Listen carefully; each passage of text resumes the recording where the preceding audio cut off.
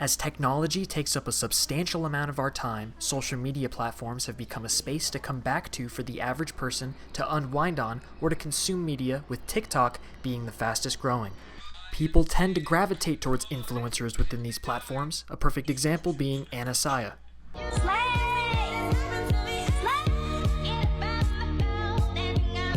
Uy, gracias, ma, ya me llené.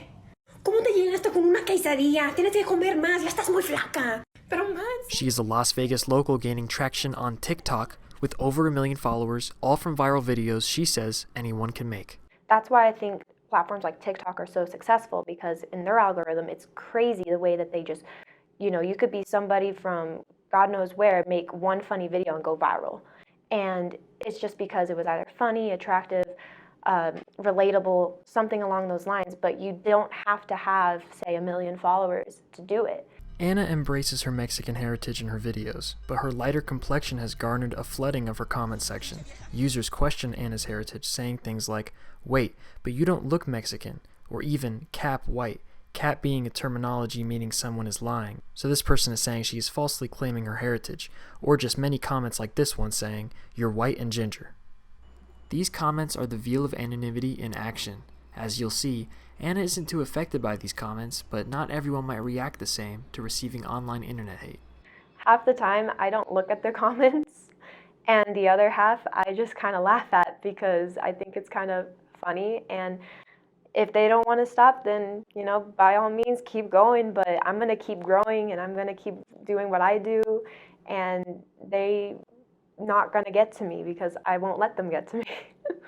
I took this conversation about social media to UNLV with professor and author Michael Easter, who wrote a book about the comfortability in our society, how that can contribute to real negatives, some of which social media is already greatly amplifying. If you think the average person is awake for 16 hours a day, let's say, most of our time, 75% of our time, is we're taking in this information from this vast internet of things, right? And that totally has changed how people live their lives and what they pay attention to. And I think it's had some serious impacts on mental health, not only because of what is incentivized by social media. And what's incentivized tends to be outrage, like, I'm going to get mad at this thing, right? It's like these things that capture our attention, but also what it takes us away from. So we're spending less time outside.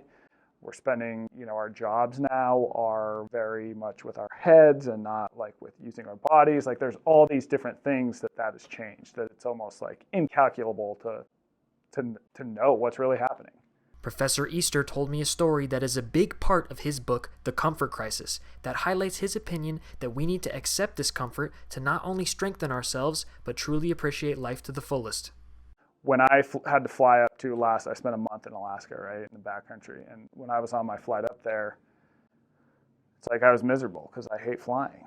Flying is the worst, right? It's too hot on the plane, the seat is cramped, the food sucks, you need to go to the bathroom in this cramped room. It's just subjectively awful to fly.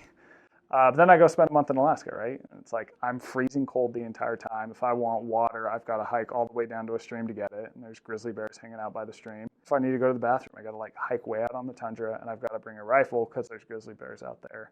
I'm hungry the entire time, all this stuff, right? So then when I get back on that flight, what do you think my experience of it was when I'm going back to Vegas? It was freaking amazing, right? It's I hadn't sat in a real chair for more than a month. I hadn't been warm in more than a month. I was starving, and they're going to give me as many bags of peanuts as I want. When I go to use the bathroom, I don't have to bring a gun. It's right there, and hot water comes out of a faucet at 30,000 feet. So that whole experience was just oh my God, the world is amazing now. And we don't ever have these moments where we're where we really realize that, because we're stuck in this social thing of it's just kind of miserable. You need to really appreciate what you have. You need to have moments without it, and you need to go through hard, uncomfortable things in order to really value what it is we have now. And I think we have less and less of that now. Reporting for Nevada Week, this is Richard Pedzik.